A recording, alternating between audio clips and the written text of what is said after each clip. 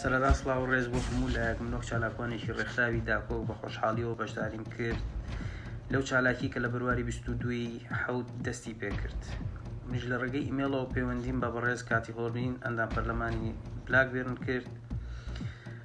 ئێمە داواکارین کە فشارێک دروست بکرێت بۆ سەر دەسەڵاتدارانی هەرێمی کوردستان هەکا دەست لەو سزا ناڕەوایە هەڵبگرن کە بەسەر شیروان شیروانیدا سەپاندویان.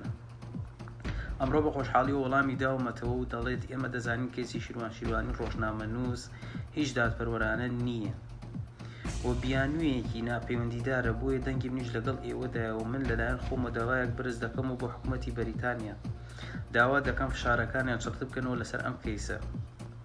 هاوڕێیان ئاشکرا لەم نامەیە ئەومان بۆ ڕوون دەبێتەوە کە بەرپرسان و ئەندام پەرلەمانی ئێرش ئەو ڕاستیە دەزانن کە مافی مرۆڤ لە هەرێمی کوردستاندا پێشێل دەکرێت.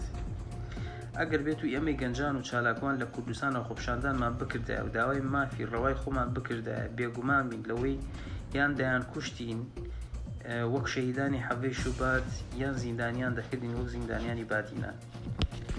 دەستی هەموو لایەک خۆش بێ و سپاس بۆ هەموو لایەک.